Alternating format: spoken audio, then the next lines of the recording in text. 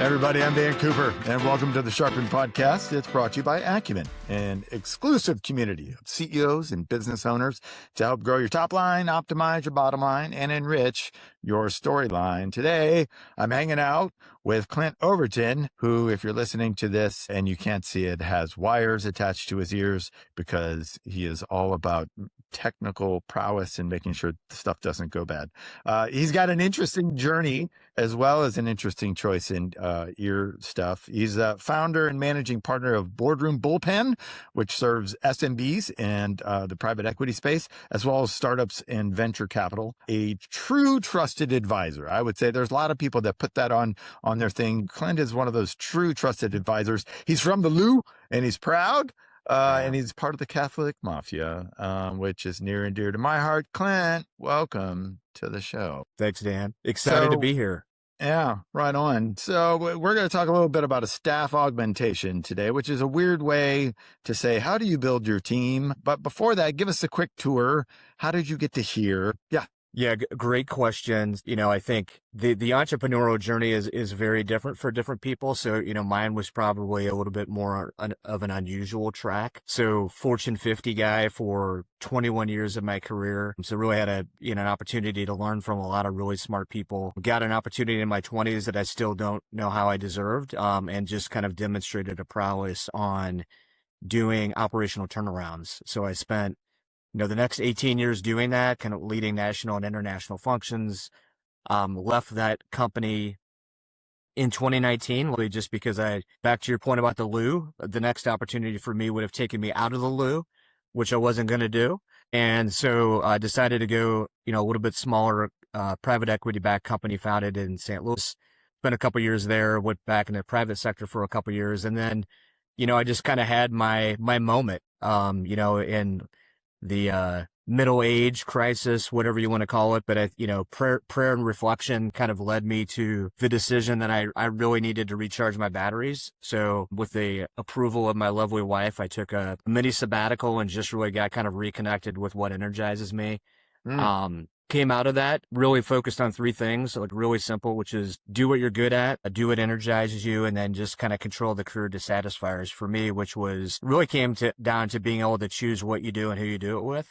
Candidly, went out on my own for about a year and a half and did some fractional COO work because it was really for me about like, how do I take all of this experience and turnaround experience I have and how do I lend those years of expertise to other people and choose who I do it with and have some fun. And, in that process and getting some time in the lower mid-market, it just became very evident to me that it's just a very, very underserved space. There's just a lot of people out there marketing themselves as kind of the savior or solution provider, coaches, consultants, advisors. There's all these kind of names out there. And I really just wanted to build a company that allowed some clarity in the marketplace to be able to go to one place that would really be completely focused on being your partner and your advisor, and then kind of helping you with whatever those stopgaps were to help you grow your company. And so that really became the catalyst for building Boardroom Bullpen, and then our second company, the Mercury Collective, which focuses on Salesforce implementations. But it's really, how do you give really high quality resources, really experienced people who are really committed to doing great work, and give people who never thought they could have access to them access in a really easy and advisable way. So that was really what the genesis of the last 25 years of my life and kind of what led me to what we're doing now. Yeah.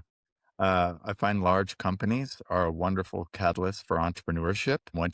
Especially when you get to a point in your career. How long was your sabbatical? It was, so people that know me know I'm probably not the most patient guy in the world. So my sabbatical was probably a little bit shorter than the average person. So my sabbatical was about 3.5 months. But what I would say is it was very immersive. So it was gardening and volunteering to coach high school football and taking some trips that I put off really kind of intentionally disconnected in order to reconnect. And it was kind of exactly what I needed. It's So I pull on that thread because most people never take one, right? So to volunteer yourself to take a sabbatical, 90 days, I think is what most high achievers can tolerate. A lot of times after guys sell their company or entrepreneurs sell their company, they can take about 6 months before their spouse and or they themselves have to go do something. And so it's always good to hear when people stopped, took a rest, listened to their insides, soul, spirit, physical, and mental part. So that's pretty awesome. That's pretty awesome. Okay, so there's a lot of different ways to design and build organizations, especially from a people perspective. And in this new world of AI, as people start thinking like, okay, how many people do we actually need? So you come from a lens of scale, from Fortune 50 and turnarounds. It's all like, less and then more. Right. So you laid some of them out, fractional and consulting and staff augmentation. And so what is it that you do? And why do you have the opinion you do today? Yeah. I mean, it really, for me, kind of back to the point of going through the sabbatical and deciding to do what you want to do and what you're good at, right? So my career was really kind of grounded in this idea of, you come into a situation where you have an underperforming organization. The first thing that you do is you try to get some clarity in terms of what the strategy is, where are the pinch points. And then the next thing you do is you really look at, how are we going to execute this strategy? What are the things that have gotten in the way in the past? And so a big portion of that is, it really starts with the people. And do you have the right organizational structure to be successful in place? Do you have the right people in the right seats? What are the things that are your core competencies? What are the things that you need to be good at, but maybe you're not good at? And then how do you put that all together in a really cost-effective way in order to shorten that cycle to execute what you have laid out as your strategy? And there's just a lot of different ways to do that. And so it's funny, I more and more realize that I'm kind of one of the old guys in the room in a lot of cases. But the fact that, people for the last several years have talked a lot about, virtual assistants. So like in smaller business and lower mid-market businesses, they think this is like this really interesting, like new concept. 25 years ago, I was outsourcing back office operations overseas. And so it was something that I had like in my preview in my 20s, large institutional organization. And then that became kind of a calling card for me in terms of every time I went into an organization, it was peeling that onion back, what's in the way, and then basically how do we assemble the right resources and team? And so sometimes that's, reevaluating the leadership seats in the organization and how you're going to execute that. Some of that is, what are some things that make sense for us to outsource, either pieces and parts of a function? And then once we've get kind of all of our processes laid out, how do we utilize technology as like an extra set of arms and legs to get things done more efficiently? And so like automation, again, this is like old guy stuff. Like people keep talking about AI as a new thing, but I mean, I was doing robotics process automation like 15 years ago. And so it was like a leading edge of AI, right? So there's all these tools in the tool belt, and part of the skill, and one of the fun things for me is my head's kind of firmly wrapped around that because I spent a career doing it. But these are all resources that even the smallest of companies can use to grow faster and more effectively. And part of it's just candidly education. Yeah. Okay. So I'm a business owner. I'm usually really good at one thing. Either I came up somehow, sales, marketing, operations, sometimes finance, although we find most founder or owners are not finance. That's usually second or third generation or second and third leader coming on once finance kind of sits in this seat. So I'm great at one thing. How do I figure out where the organizational edge, if you will, the thing that we cut and chop wood with, stops? And then I start to look at my org chart and my organization for scale. How do you do that? Well, I mean, I think the hardest thing for any leader in an organization is acknowledging, recognizing, being vulnerable enough to say, like, I'm not the expert in everything. So I think the ability to step back and understand where you need to get better almost always starts with self-reflection and vulnerability to recognize that you're not great at everything, right? So I think until you're able to do that, it's very blinding to see where the gaps exist. So, I feel like that's the foundational step that any leader has to take first of all. And then I candidly think that it's sometimes very difficult. The old adage is can't see the forest for the trees is just spending some time with whoever it is. Like it could be a friend of yours that's a leader in a completely different organization. It could be somebody who's a peer in your industry, but just sitting down and talking about here's the things that you've been trying to accomplish, what isn't happening fast enough, and then really having like that very vulnerable conversation to understand like what are the things that are causing friction? Where are we not moving as fast as we want to? And then where am I spending a lot of time that I don't want to spend that's keeping me from spending time on the things that I want to spend time on? And so both of those things are indicators that there's places that we're maybe not as strong as we need to be. So obviously we're all building for speed and efficiency, but also excellence and whatnot. Friction is a fantastic word. So where do you see lots of friction? It's interesting that you say, go talk to somebody else, because we're all terrible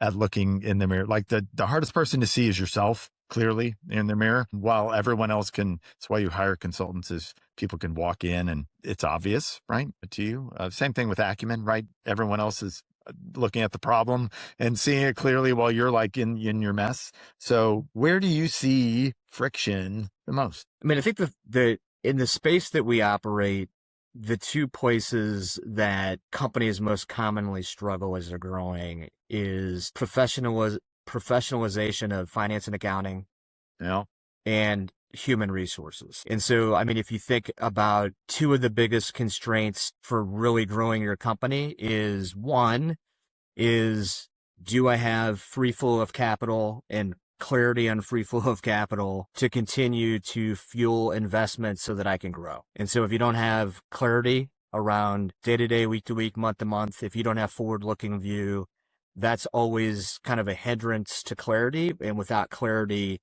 it's difficult to move fast. And then the second piece on the human resources side is, as you grow, the way I always look at human resources is human capital is like the foundational element of any great company. If you don't have great people, and you can't even, people may say technology, but if you don't have great people to select great technology, then you're not going to get to that answer either. And as companies grow, human resources is kind of like that. It's not a problem until it's a problem, right? And so, but if you think about the thing that people have been talking about the last few years, is I can't find great people. One is you have to have a way of keeping great people, which typically requires some focus on human resources and human capital and talent development. And then it's about, how do I onboard people properly so that they can hit the ground running and be successful? And then how do I address their ongoing needs so that they'll stick around and help this company grow? And so without those two things, it's hard to move really, really fast. So this lends itself then to the size question, because a lot of entrepreneurs are like, listen, I'm focusing on sales because nothing happened until something gets sold. Revenue is the most important thing. It's my oxygen today. I'll worry about that when I get there. Checkbook accounting's fine for now, right? I look at the bank account sometimes, and every once in a while my accountant sends me stuff, but it's always backwards looking, so it doesn't really matter to me. So what size inflection points do you see revenue wise when people start to think about these things? And then when's the best time to start doing all that? Yeah, I would say that, any company that kind of gets north of 5 million, definitely once you hit 10, is starting to feel some pressure. And on the financial side in particular, just because if you think about the amount of money that's going in and out. So I think 5 on the finance and accounting side, I think 10 on the human resources side, like those are kind of really, really pivotal points for the organization where you have to start thinking about professionalization. And professionalization, Dan, like doesn't necessarily mean that I've got to go get like a, 30-year experience corporate executive in the finance seat or the HR seat. But what it might mean is I need just professionalized accounting and bookkeeping in my organization so that I have repeatable process. I have good financial statements. I know exactly what's happening. And, the way that I always think about evolving organization is it's always kind of crawl, walk, run. I mean, even when we get brought into a situation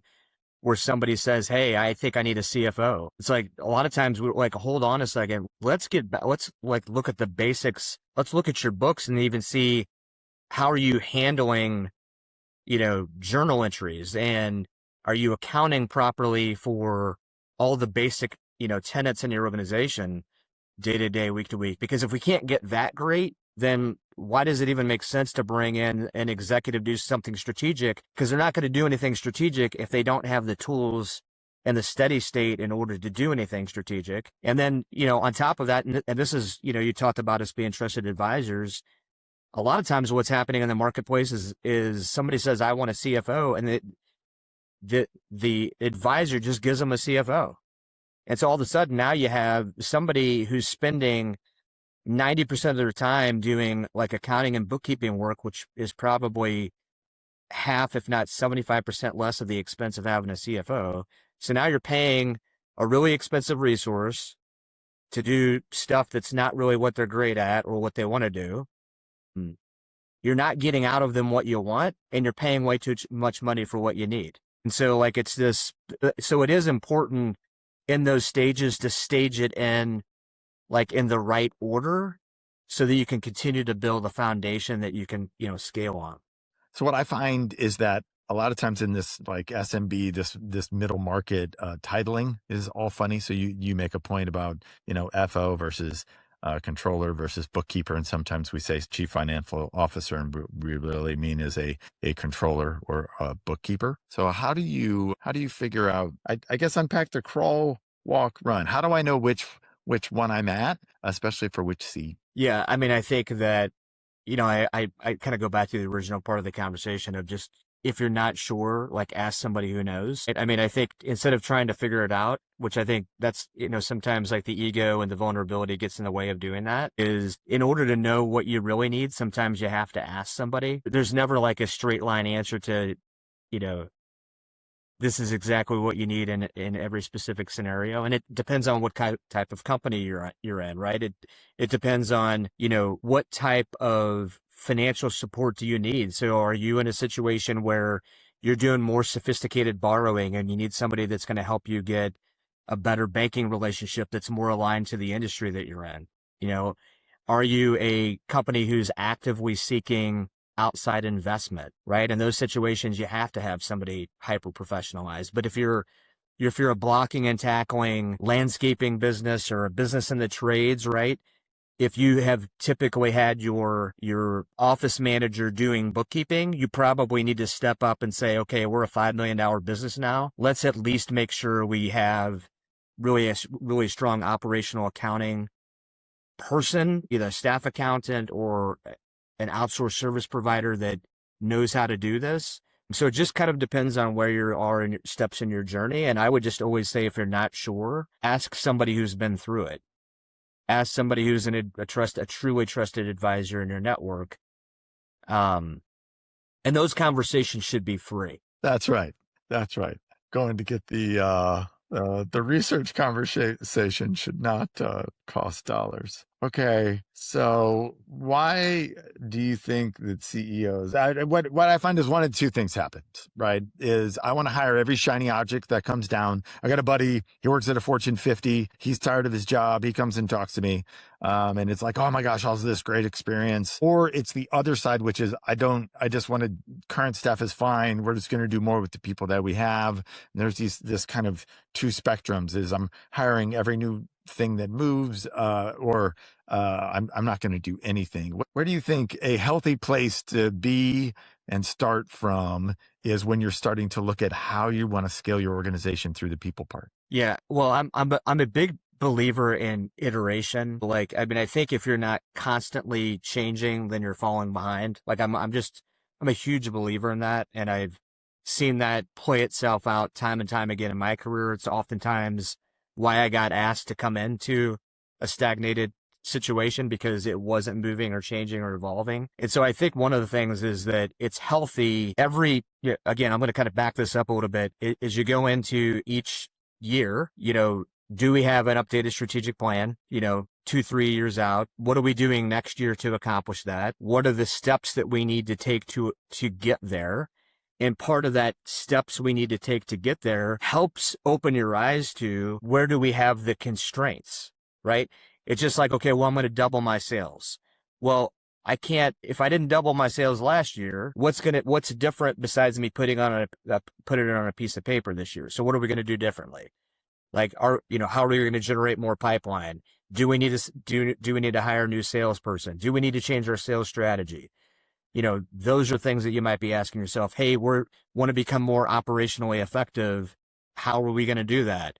It's probably just not telling the team, let's just work harder this year. So I think if you don't have clarity on the path that you're taking and the steps that are required to do that, then it makes it very difficult to make any of the other decisions that are levers that you have to pull. Okay. So give me an example of something that you guys have done that's been a fun project with the company. Give me an example. Yeah, this is an easy one for me. So it's kind of crazy, honestly, but I'm just so proud of the example and like how many components to it, but it demonstrates the power of what one resource can do for an organization. So we have a local client, over 100-year-old business. Again, wouldn't necessarily think that that's the most likely candidate for our services, over $100 million business. And so they came to us with a very multi-layered problem. They had a CFO who had departed. They had an underperforming finance and accounting team. They had a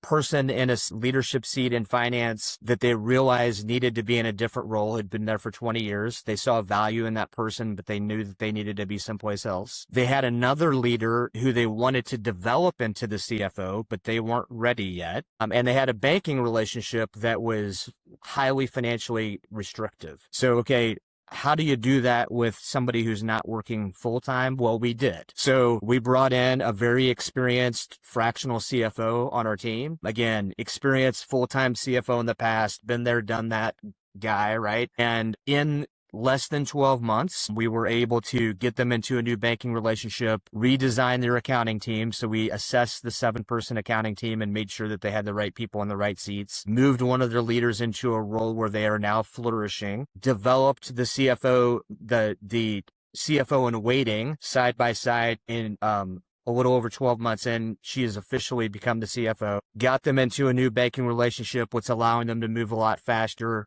and save hundreds of thousands of dollars because of covenants that they were previously tripping, because they got into a much more favorable banking relationship. And now we are still with them about a year and a half in, kind of in, a little bit in the shadows, but still providing some support to that newly assigned CFO as she's kind of getting used to what being a CFO every day looks like, right? And so we were able to do so many components of both strategic and tactical, and also developed a really key leader on their bench that they wanted to retain. And, in many cases, like each of those things would be an assignment kind of unto itself. And the fact that we did that with one person who was working less than half time with an organization, I think just demonstrates the power if you've got the right types of resources, which we are very intentional about curating a high performing roster. You can really make significant impact in a short period of time. Great story.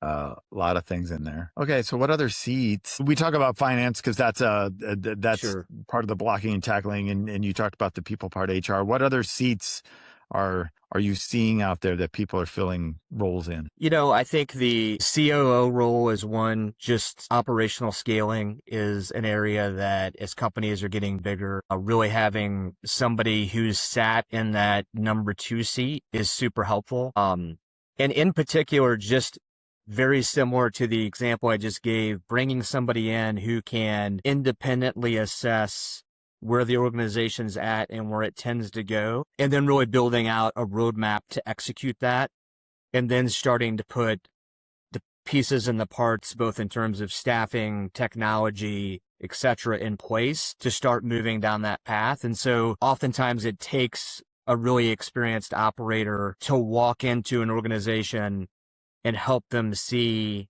how they can realize its potential. And so certainly saying that, I think that CMO or chief marketing officer or chief revenue officer seat, as a way to kind of create supercharging revenue growth is another area where, we find opportunities as well. And then, the other one for us that we have on our bench is a chief technology officer. That tends for us to be a more consistent opportunity, the scaling startups. So those ones that have gotten some, fairly healthy seed rounds, they have a tech stack that is good enough for some people to throw some money behind it because it's interesting, but isn't at a place where venture capital firms are going to be writing big checks. And so bringing in, really experienced technologists to get them to kind of what I call tech 2.0. So all of those are places that, because of the breadth of types of clients we work with, we're finding opportunities in all of those places.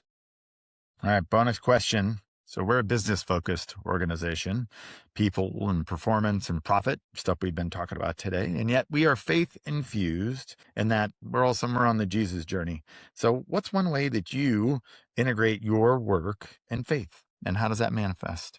You ask one, and I'm probably going to give you more than one. But I mean, first and foremost for me, like faith is what led me to taking the break. So I never forget about that. Like that's what led me to the sabbatical. That's what led me to the decisions that I've made since then. So I think staying grounded on that. I mean, praying every day, multiple times a day. And then, I think being very intentional about and being okay with letting people know that you're surrounding yourself with other people who are centered in faith, and those being the types of people that you want to work with, that you want to go shoulder to shoulder with. I think sometimes we're a little bit afraid of like how that might strike somebody. And I think just being proud and confident in the fact that it's okay to communicate that in the first time. I mean, it's oftentimes something I say in the first introductory meeting I have with somebody is I mention my faith. I'm not bashful about bringing that up. And then I think, again, practicing those actions, as much as you can each and every day. That's how that